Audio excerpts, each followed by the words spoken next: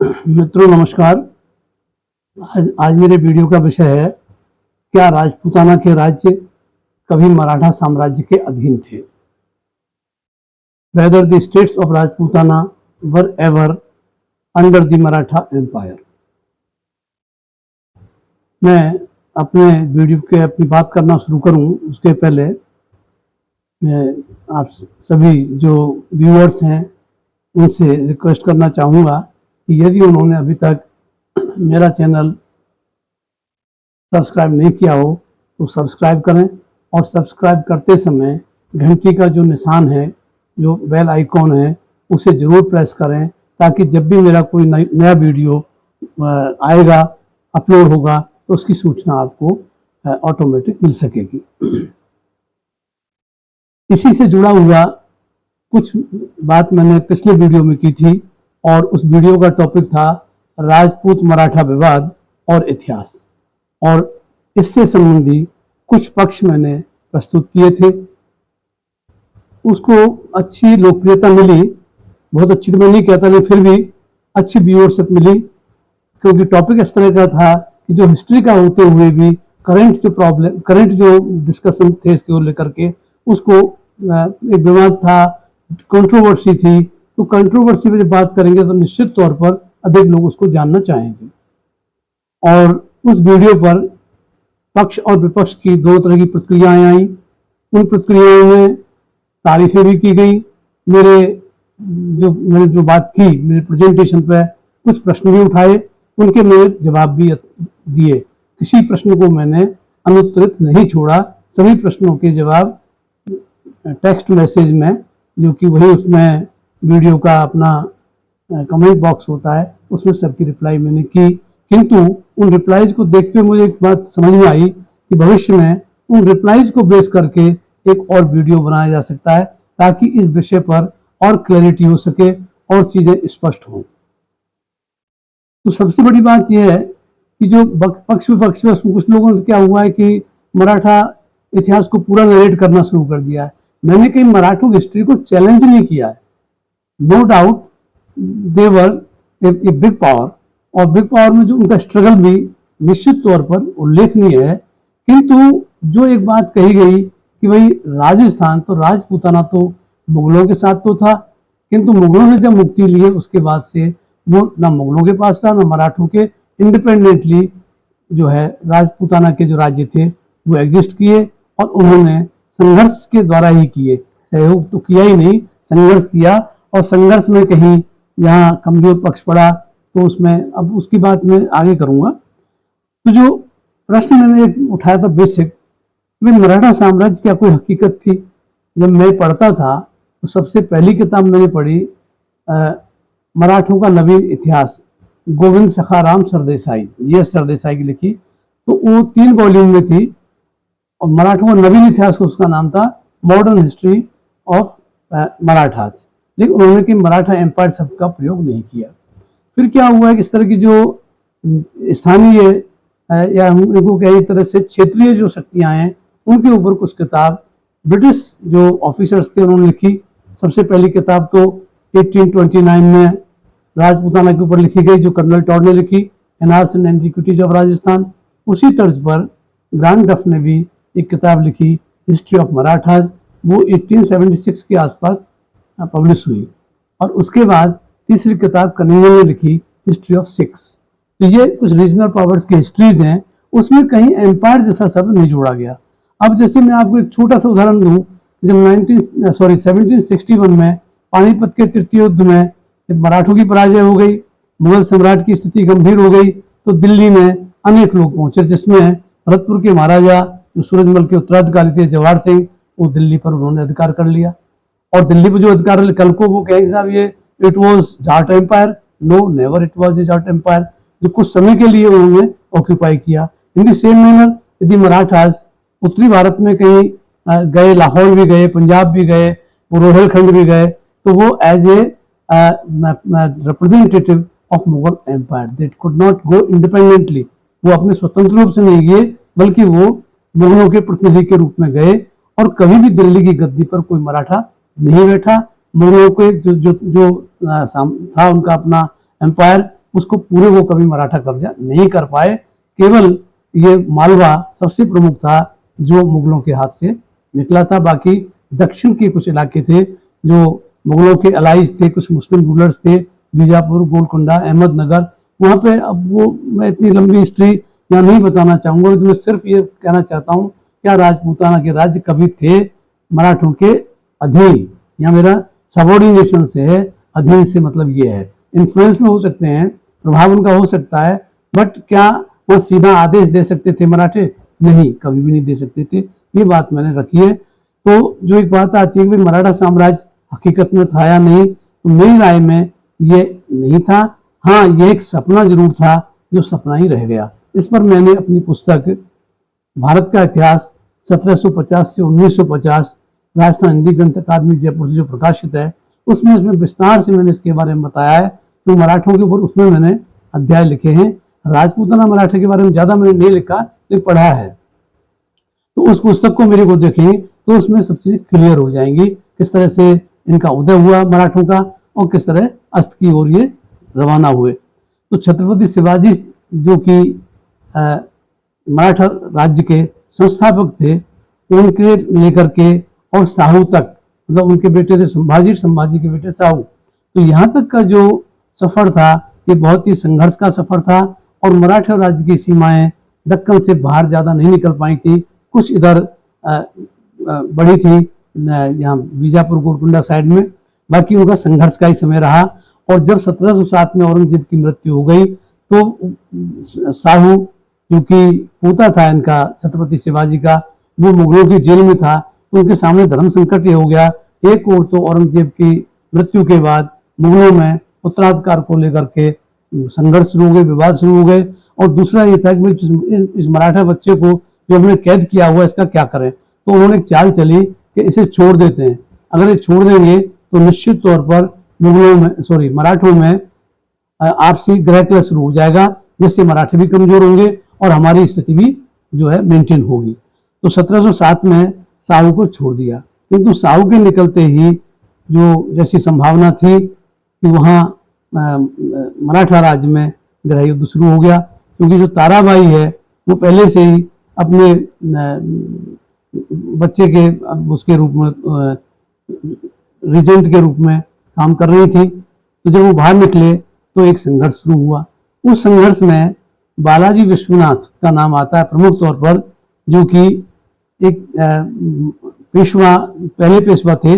उन्हीं की मदद से साहू को गृह युद्ध में सफलता मिली और 1714 में गृह युद्ध समाप्त हो गया। उसके बाद 1714 में ही जो मराठा छत्रपति शिवाजी का जो साम्राज्य था या राज्य था, उसको दो भागों में वो बंट गया। तो यहाँ तो मराठा शक्ति कमजोर हुई। ये जो कोल्हापुर है वो ताराबाई की पोजीशन में चला गया और सतारा साहू के पोजीशन में रहा, लेकिन सतारा की गद्दी को मुख्य गद्दी का दर्जा दिया गया। तो इस तरह से एक शुरुआत होती है नए युग की, और पेशवा युग को ही मराठा इतिहास का नया युग कहते हैं। और इसमें जो पहले पेशवा हैं वो है बालाजी विश्वनाथ, वे 1714 से और 1720 तक पेशवा रहे। उनके काल की खास घटना ये हुई कि जो सैयद बंधु थे उसमें एक भाई को, हुसैन अली को, दक्षिण में भेज दिया था, औरंगजेब ने भेज दिया था, ताकि वो मराठों से टक्कर लेता रहे। और इसने फर्रुख शेर ने भेजा, तो फर्रुख शेर ने ताकि मुकाबला करता रहे। किंतु कुछ ही समय में हुसैन अली मराठों के साथ मिल गया, और जब हुसैन अली आए इधर अपने दिल्ली में के अभियान में, तो साथ में पेशवा बालाजी विश्वनाथ थे। तो उन्होंने फर्रुख शेर की हत्या कर दी, और इससे ये हुआ कि उत्तर की ओर मराठों को समझ में आया कि यहाँ बहुत कमजोरी है, और जब वो लौट करके राजपूताना होकर निकले तो उनको ये समझ में आ गया कि यहाँ हम कहीं घुस सकते हैं। 1720 में इनसे मराठों की महत्वाकांक्षा उत्तर की ओर बढ़ी, नहीं तो वो दक्कन के बाहर कुछ सोच नहीं पा रहे थे। और इनकी मृत्यु के बाद 1720 में बाजीराव प्रथम, 1720 से 1740 उनका काल है, ये सबसे प्रभावशाली और शक्तिशाली, बहुत तेज तर्रार पेशवा हुआ। और उसके शासनकाल में सबसे बड़ी सफलता बुंदेलखंड इनके प्रभाव में आ गया, क्योंकि बुंदेलखंड के जो राजा थे 17 साल की एक उपपत्नी जो मुस्लिम थी, उससे पैदा जो है मस्तानी, जिससे शादी की थी बाजीराव ने, अपनी दूसरी शादी की। तो उससे क्या हुआ कि बुंदेलखंड के राजा को मुगलों के आक्रमण से बचाया। तो बुंदेलखंड के राजा ने 1/3 ऑफ बुंदेलखंड वो जो है बाजीराव को दे दिया। इस तरह बुंदेलखंड मिल जाने से बघेलखंड भी उनके प्रभाव में आ गया। उसके बाद मालवा और गुजरात पर इनका प्रभाव बढ़ा और इस तरह से ऊना जो है एक राजनीतिक केंद्र के रूप में बन गया, क्योंकि बाजीराव प्रथम के काल में जो पेशवा दफ्तर है ये सतारा में नहीं रहा, सतारा में छत्रपति रहा और पेशवा दफ्तर ऊना में आ गया और सारी राजनीति का संचालन ऊना से होने लगा। और बाजीराव प्रथम ने ही जो है मराठा संघ, मराठा कॉन्फेडरेशन जिसे कहते हैं, उसकी स्थापना की थी। यहाँ भी उसको साम्राज्य जैसी बात नहीं कही। इसके अलावा ये जो मालवा गुजरात का इलाका है, ये इसमें गुजरात तक तो प्रभाव छत्रपति शिवाजी के काल में भी था, क्योंकि उन्होंने सूरत पर एक बहुत बड़ा अटैक किया था, 2 बार सूरत पर अटैक किया था, तो सूरत तक तो इनका प्रभाव था। तो ये जो है ये गुजरात में प्रभाव आगे बढ़ सकता था। मालवा बहुत बड़ा क्षेत्र था। इस मालवा में मुख्य तो मुगलों के अपने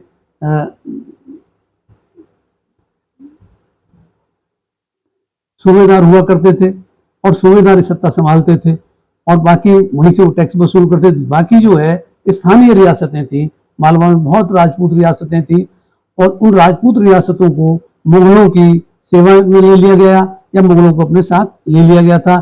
तो वहाँ पे ये लोग थे। तो ये जो बाजीराव प्रथम है, इन्होंने मराठा संघ की स्थापना के बाद जो मराठा संघ जो बनाया, उसमें इनिशियली जो जिन इलाकों को वो जीत रहे थे उसे मराठा संघ के अंतर्गत ले रहे थे।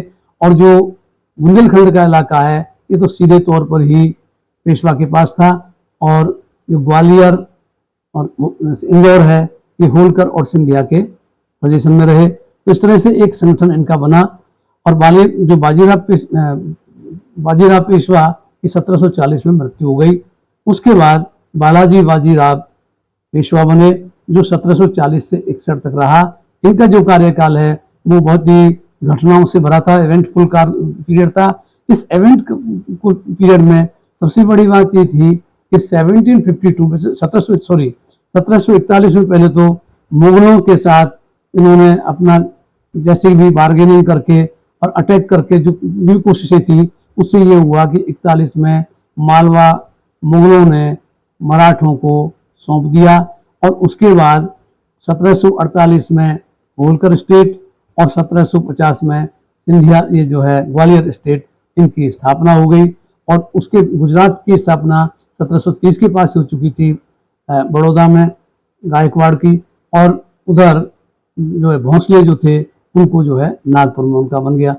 वैसे क्या है कि गुजरात में बड़ौदा में सत्ता कायम होने के बाद भी पूरा गुजरात मराठों के अंतर्गत नहीं आया था। मराठों के राज्य की स्थापना के बाद ही जूनागढ़ में मुस्लिम जो नवाबी है वो आरंभ होती है, क्योंकि 1735 में मुस्लिम नवाबी शुरू हुई जूनागढ़ में। तो ऐसा नहीं है कि संपूर्ण गुजरात मराठों के अंदर में आ गया था। इधर जो मालवा है ये आ चुका था और मालवा के जो राजपूत छोटे शासक थे और जागीरदार थे उनको ही ज्यादा क्षति पहुंचाई मराठों ने, क्योंकि मुगलों से तो उनको एक बार मिल गया। उसके बाद जो स्थानीय शक्तियां थी उनका इन्होंने सहयोग नहीं लिया, बल्कि उनसे अपना जो इनकी मुख्य नीति जिस तरह की थी, रेवेन्यू सिस्टम जैसी कोई चीजें बनाते ही नहीं थे। तो यूं करके ये हुआ कि एक तो ये इवेंट थी बालाजी बाजीराव के काल की। दूसरी थी 1752 में मुगलों से संधि की गई। मुगलों से जो संधि की थी, इस संधि में ये था कि मुगल बादशाह की सुरक्षा की गारंटी मराठों ने दी कि दिल्ली में वो उनकी सेना उपस्थित रहेगी और वो बाह्य आक्रमण, खासतौर पर अहमद शाह अब्दाली के निरंतर आक्रमण हो रहे थे, तो अहमद शाह अब्दाली के आक्रमण से तो रक्षा करनी ही थी। साथ ही जो स्थानीय आंतरिक जो शत्रु थे, जिसमें तो राजपूतों को शत्रु माना जा रहा था, तो राजपूत पूरी तरह से मुगलों से विड्रॉ कर गए थे और ऐसी संभावना लगती थी कि राजपूत आगे बढ़ सकते हैं। जाटों से तो था ही, तो जाट राज्य की स्थापना हो चुकी, वो भी आगे बढ़ रहे हैं। सिख भी लगातार जो है उनके जत्थे जो थे वो जत्थे घूम रहे थे और पठान जो खासतौर पर से बंगस पठान था फर्रुखाबाद का, तो ये थे लोकल, इन सबसे रक्षा करनी थी। इसका दुष्परिणाम ये हुआ कि प्रभाव तो बढ़ा पेशवा का, मराठों का भी प्रभाव बढ़ा और उनका विस्तार बहुत आगे तक हुआ। एक सबसे बात ये हुई कि सीधे ये अहमद शाह अब्दाली के मुकाबले में आ गए। अब अगर आप देखें, मैं तुलना नहीं करूंगा मराठों की और राजपूतों की, तो राजपूतों की जो ज्योग्राफिकल लोकेशन है ये बिल्कुल आगरा और दिल्ली जो गढ़ थे मुगलों के और उसके पहले तुर्कों के, उसके नीचे स्थित रियासतें थी। इन्होंने कितना संघर्ष किया, और जब भी जो आक्रमण हुए पश्चिमोत्तर से हुए हैं, जबकि मराठा बिल्कुल सुदूर दक्षिण में बैठे थे, वहां पर बाद में असर जाता था। इसलिए मैं यहाँ तारीफ और उसकी बात नहीं कर रहा, किंतु राजपूतों ने जिस बहादुरी से इस इलाके में अपने आप को जमा करके रखा, ऐसा नहीं कि मुगलों से केवल दोस्ती की, उसमें भी हम बात करेंगे कि कई ऐसे वो आए हैं कमेंट्स जिनमें उन्होंने राजपूतों की इमेज को डैमेज करने की कोशिश की है, तो बात हम अगले वीडियो में करेंगे। तो ये जो बालाजी बाजीराव है इवेंटफुल था, लेकिन इन्हीं के काल में 1761 का पानीपत का तीसरा युद्ध हुआ, और उस पानीपत के तीसरे युद्ध में जो है मराठों की शक्ति हमेशा के लिए नष्ट हो गई। बाकी गोविंद सखाराम सरदेसाई, जी सरदेसाई इस बात को नहीं मानते हैं, किंतु फैक्ट यह है कि पानीपत की लड़ाई के बाद भारतीय इतिहास की धारा ही बदल गई, और यहाँ जो अंग्रेज हैं उनके लिए एक रास्ता साफ होता दिखाई दे रहा है। क्योंकि उसके कुछ दिनों बाद ही तो, क्योंकि प्लासी तो 1757 जीत चुके थे, उसके पहले दक्षिण में वो जो कर्नाटिक वार से उनमें अपनी चालाकी दिखाई चुके थे। इसके बाद जो 1764 में बक्सर का युद्ध है वो नजदीकी तो आ रहा है, तो यूं करके क्या है उनके लिए रास्ता खुल गया। फिर भी वापस स्थिति को मराठों ने ऐसा नहीं चलने दिया, वो उन्होंने दोबारा से संगठित करने के प्रयास किए, और बालाजी बाजीराव के बाद माधवराव पेशवा बना। माधवराव 1761 से और 1772 तक पेशवा रहा, और माधवराव की मृत्यु के बाद माधवराव की कुछ संतान नहीं थी, तो उसका भाई नारायण राव पेशवा बन गया। नारायण राव पेशवा जो बना है 1772 में, उसे बालाजी बाजीराव के चाचा रघुनाथ राव, इसको राघोबा के नाम से भी जानते हैं, बहुत प्रसिद्ध है इतिहास में राघोबा, तो वो राघोबा जो है वो नारायण राव को हटा करके खुद जो है पेशवा बन गया। बाद में नाना फडणवीस ने नारायण राव का पेशवा का साथ देते हुए राघोबा को, रघुनाथ राव को अपदस्थ कर दिया, और रघुनाथ राव जो है वो रुष्ट होकर के अंग्रेजों की शरण में चला गया, और 1775 में बम्बई में जाकर के उन्होंने अंग्रेजों के साथ संधि कर ली, और अंग्रेजों की मदद से वो वापस पेशवा बनने के लिए इच्छुक रहा। तो यहीं से क्या हुआ कि अंग्रेजों को मराठों के आंतरिक मामलों में हस्तक्षेप का अवसर मिल गया, और वो प्रवेश पा गए मराठों के बीच में।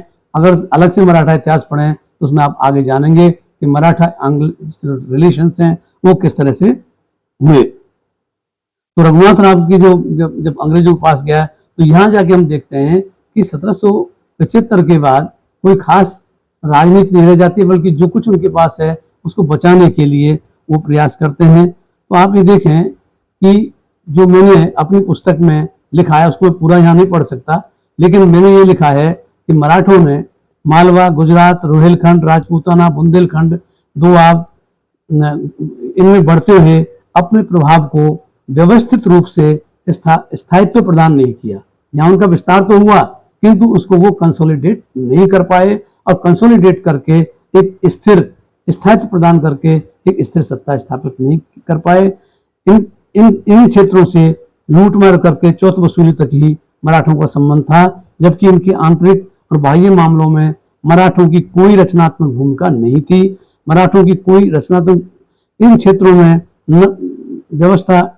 व्यवस्थित नीति अपनाकर इन्हें मराठा साम्राज्य का अंग बनाया जा सकता था, और मराठा साम्राज्य का जो सपना था वो साकार हो सकता था। लेकिन जो सपना था वो सपना ही रह गया, क्योंकि इन्होंने ना तो वो जो एक होता विशाल हृदयता दिखाई, ना उनको समावेशीपन दिखाया। वो अपनी संकीर्ण जो उनकी अपनी मराठावादी राजनीति थी उसी के इर्द गिर्द घूमते रहे। जबकि मैं अगर इतिहास के विद्यार्थी के रूप में आप देखें, अकबर ने इन्हीं क्षेत्रों के स्थानीय राजनीतिक शक्तियों के से सहयोग लेकर के एक विशाल मुगल साम्राज्य की स्थापना की। मराठों ने इस ऐतिहासिक तथ्य से कुछ नहीं सीखा। उन्होंने हिंदू जो जागीरदार, जमींदार, राजा, सामंत थे, उनको उस बेरहमी के साथ लूटा खसोटा कि एक एंटागोनिज्म डेवलप हो गया। तो जो हिंदू पदपातशाही का सिद्धांत लेकर चले थे, वो कभी का पता नहीं कब पेशवा काल में बिल्कुल ही दिखाई नहीं दिया। और बाद में ये रहा कि जो अफगान अनेक जो सेना अधिकारी घूमते थे अपना सेना लेकर के, उनकी मदद उन्होंने ली, उनको सेनापति तक बनाया। और उन लोगों ने नहीं से ये पिंडारी निकले जिन्होंने मिलकर के उत्तरी भारत में लूट मचाने का कार्य किया। अब मैं उसमें विस्तार से नहीं जाऊंगा, लेकिन मालवा में आप देखें कि इनके पहले से ही भोपाल का नवाब बैठा है मालवा में, लेकिन भोपाल के नवाब ने इनको संतुष्ट कर दिया ले दे करके, लेकिन उसको कोई क्षति नहीं पहुंचाई इसके राज्य को। ऐसे आप देखें उत्तरी भारत में आते हैं, रोहिलखंड में भी ये जो थे यहाँ के नवाब वगैरह, उनको नुकसान नहीं पहुंचा पाए, फर्रुखाबाद में भी नुकसान नहीं पहुंचा पाए, अवध के नवाब को भी नुकसान नहीं पहुंचा पाए। इन इलाकों में भी जो राजपूत जमींदार थे, जो राजपूत छोटे छोटे राज्य थे, या तो उन सबको जो है तंग किया। तो यहाँ जो मैं कहना चाह रहा हूँ कि जो राजपूताना के राजपूत शासक थे, वो मराठों की लूट मार नीति से ऊब गए थे, क्योंकि उनकी डिमांड पूरी नहीं हो रही थी। एक काम के लिए उनको हायर कर लो, एक बार बस उंगली पकड़ा दो, पूछा वो पकड़ लेते थे, और फिर जो है मल्टीप्लाई करते थे अपनी डिमांड्स को। और कभी कभी कुछ राज्यों के तो कुछ भूभाग भी इन्होंने या तो गिरवी रखे या इनका राजस्व वसूल करना शुरू किया। तो लेकिन कभी भी इनका कोई ऑर्डर या इनका पार्ट ऑफ मतलब मराठा साम्राज्य राजपूत शासक नहीं हुए। तो राजपूताना जो राजपूत शासक हैं, वो मराठों की लूटमार नीति से तंग आ गए। बुंदेलखंड की स्थिति भी कोई बहुत अच्छी नहीं थी, छोड़ के कुछ एक इलाके को जो डायरेक्ट इनके पोजीशन में थे। बाकी वहां के जागीरदारों में भी असंतुष्टि थी, और मालवा के जागीरदार तो बहुत ही अधिक असंतुष्ट रहे। अच्छा, रोहिलखंड के जो राजपूत सरदार और जमींदार हैं, मराठों की लूटने के शिकार, जबकि इनको साथ लेकर मराठे रोहिलों और बंगस पठानों की सत्ता को समाप्त कर अपना प्रभाव बढ़ा सकते थे। इवन जो जाट शासक हैं, इनका रोहिलाओं से, क्योंकि तो बरेली तक पहुंचे थे दोआब को क्रॉस करके, वो रोहिलाज के खिलाफ थे। यदि जाटों के साथ मोर्चा बना के मराठे आगे बढ़ते तो रोहिलाज को समाप्त किया जा सकता था, लेकिन ऐसा नहीं हुआ। इतना ही नहीं, यदि सिखों के जो जत्थे घूम रहे थे, जो उनके ग्रुप्स थे, अगर उनके साथ अब्दाली विरोधी मोर्चा भी मराठे कायम कर लेते तो अब्दाली को करारी हार मिलती, लेकिन ये ऐसा कुछ नहीं कर पाए। और इस सब का दुष्परिणाम ये निकला कि कुल मिलाकर के जब ये युद्ध शुरू हुआ पानीपत का, तो पानीपत के तीसरे युद्ध में अब्दाली को रोहिलों, बंगस पठानों तथा अवध के नवाब से सहयोग और समर्थन मिला, और मराठों के साथ राजपूत, सिख, जाट कोई नहीं आया, वे अकेले ही जूझते रहे। और जो मुस्लिम सपोर्टर थे मुगल कोर्ट के, वो सब अब्दाली के साथ हो गए। तो इस तरह से ये करारी हार हुई, शर्मनाक हार हुई, और जो उनके एक मंसूबे थे भारत में हिंदू पदपातशाही के मान लो थे भी स्थापित करने के, तो हमेशा हमेशा के लिए चकनाचूर हो गए। अब मैं जो अंतिम बात कहना चाह रहा हूँ, क्योंकि वीडियो की अपनी लिमिट है, उसमें बहुत लंबे भी नहीं जा सकते। तो जो राजपूताना के राज्य हैं, जो मैं कहा बार बार, वो कभी मराठा साम्राज्य के अधीन नहीं रहे। अब मैं यहाँ ये कहना चाहता हूँ 1740 से 1818 तक ये पूरा पीरियड है, जिसे बहुत बढ़ा चढ़ा के बताया जाता है मराठों के लिए। किसी भी राज्य ने मराठों के साथ अधीनता की संधि नहीं की, वे संघर्ष निरंतर करते रहे लगातार। 1740 से ये 78 साल का जो संघर्ष है, ये चलता रहा। राजपूताना के राज्यों से कभी भी कोई नियमित कर वसूली का अधिकार मराठे नहीं प्राप्त कर पाए। उनको बस वो जो उनकी फिरौतियां थी या उनकी जो सैनिक सेवाओं के बदले लिया गया था, वो सब का ही वो हिसाब किताब चलता था। यदि राजपूताना के राज्य मराठा साम्राज्य के अधीन होते तो वे पानीपत में मराठों की सहायता के लिए सेना सहित पहुंचते। उनको आदेश निकाल दिया जाता, एक आदेश जारी कर देते कि सबको पहुंचना होगा, और नहीं पहुंचेंगे तो दंडित किया जाएगा। लेकिन कोई राजपूत नहीं गया। इतना ही नहीं, जब वहां पराजित हो गए मराठे, तो राजस्थान के राज्यों में खुशियां मनाई गई, जश्न मनाए गए, यहाँ नाचे कूदे लोग। तो ये एक वास्तविक स्थिति है। अगर ऐसा होता तो ये सब नहीं होता। तो जो मराठों के अधीन अगर होते राजपूत, तो वो पानीपत की हार की खुशियां और जश्न नहीं मनाते, जबकि उन्होंने मनाए। मराठों के अधीन होते तो राजपूतों होते तो राजपूतों के साथ निरंतर राजपूत और मराठों के निरंतर युद्ध नहीं होते। इतना ही नहीं, जो 28 जुलाई 1787 को तुंगा का युद्ध हुआ, उस तुंगा के युद्ध में जयपुर और जोधपुर की सेनाओं ने मराठों को एक बार तो परास्त कर दिया, ठीक है, वो रिगेन कर लिया उन्होंने, लेकिन 1787 में स्थिति यहाँ तक हुई, अजमेर जो इनको मुगलों से अजमेर का सूबा 1752 में मिला था, जिसमें आगरा अजमेर का सूबा मिला था, जहाँ से वो राजस्व वसूल कर सकते थे। और अजमेर को कब्जे में जाना ये राजपूताना पर कब्जा नहीं है, क्योंकि पृथ्वीराज थर्ड के बाद, पृथ्वीराज चौहान के बाद कोई स्थानीय शासक हुआ ही नहीं। अजमेर हमेशा से पूरी तरह से केंद्रीय सरकार की या सेंट्रल सीट बन गई, जो तुर्कों के पास भी रही, मुगलों के पास भी रही, मराठों के पास भी रही, और अंग्रेजों को वही मिला था ओरिजिनली। तो यूं करके ये हम नहीं कह सकते कि कभी मराठा साम्राज्य के अंतर्गत राजपूत थे। हाँ, मैं ये नहीं कहता कि मराठा का विस्तार नहीं हुआ, बहुत बड़ी शक्ति थे, और एक समय इतनी बड़ी शक्ति हो गए थे, अगर कंसोलिडेट करके वो कंसंट्रेट करते और दुश्मन कम बनाते, और हिंदुओं के प्रति जो हिंदू मुखिया हैं, शासक हैं, सामंत हैं, उनके प्रति उदार नीति अपनाते, तो निश्चित समावेशी अगर नीति उनकी होती तो वो निश्चित तौर पर काबिज हो जाते। लेकिन वो इन सबको अपने साम्राज्य में उस तरह से शामिल ही नहीं करना चाहते थे, बल्कि वो तो इन्हें खत्म करके पूरी तरह से अपने अंदर लेना चाहते थे। जो बात कही मैंने, तो जोधपुर के महाराजा जो थे उन्होंने अधिकार कर लिया अजमेर पर ही, तो अजमेर जोधपुर के अंदर में रहा। मराठों के आक्रमण से बचने के लिए अंग्रेजों के साथ राजपूत राज्यों ने संधि के प्रयास किए। 1786 में इसी तुंगा के युद्ध के पहले जयपुर और जोधपुर ने संधि के प्रस्ताव दिए, लेकिन अंग्रेजों ने उस समय संधि नहीं की, क्योंकि वे इन राजपूत और मराठों के मसले में फंस करके अपने जो और महत्वपूर्ण इलाकों में काम चल रहा था, उनके साम्राज्य विस्तार का उसकी क्षति नहीं पहुंचाना चाह रहे थे। 1803 में तो आप देखिए, अलवर, जयपुर, जोधपुर, भरतपुर राज्यों ने अंग्रेजों से संधियां की, और वो मराठों के विरुद्ध की। अगर मराठा साम्राज्य के अंग होते तो निश्चित तौर पर वो संधियां नहीं हो पाती। इतना ही नहीं, जब 1817-18 की जो संधियां हुई हैं, उनमें भी अंग्रेजों ने एक एक रियासत के साथ अलग से समझौता किया। नहीं, ये नहीं करते तो एंग्लो मराठा वार में तीसरे युद्ध में पराजित होने के बाद जो सिंधिया ने अजमेर अंग्रेजों को सौंपा था, तो वो अगर मान लो अजमेर के हिसाब से राजपूताना उनके अंडर में होता, तो वो राजपूताना में अंग्रेजों को सौंप सकते थे, अंग्रेज क्लेम कर सकते थे, लेकिन ऐसा नहीं हुआ और सबसे अलग अलग संधियां हुई। तो डॉक्टर एम.एस. जैन, जिन्होंने एक आधुनिक राजस्थान का इतिहास लिखा है, वो लिखते हैं कि मराठों को विनाश और लूट की महामारी की उपाधि दी जाती है, ये सही है। तो इस तरह से हम कुल मिलाकर निष्कर्ष ये है कि राजपूताना के राज्य कभी मराठा साम्राज्य के अधीन नहीं थे। ये बात मैं कहना चाहता हूँ। आगे के वीडियो जो है, मैं जो पिछले फर्स्ट जो मैंने वीडियो दिया था राजपूत मराठा विवाद पर, उसमें जो लोगों के आए हैं कमेंट्स, उनको बेस करके अगला बनाऊंगा।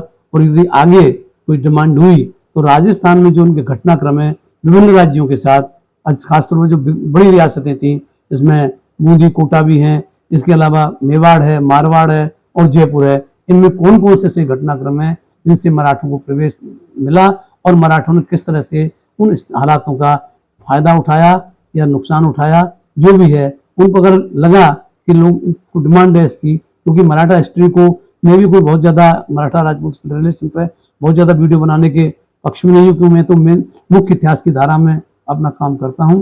तो आप इस वीडियो को देखें और अपने सुझाव जरूर दें। यदि व्यूअरशिप अच्छी मिली, सुझाव अच्छे आए, तो इसी श्रृंखला को मैं आगे भी बढ़ाऊंगा, ये उसी पर डिपेंड करेगा। धन्यवाद, नमस्कार।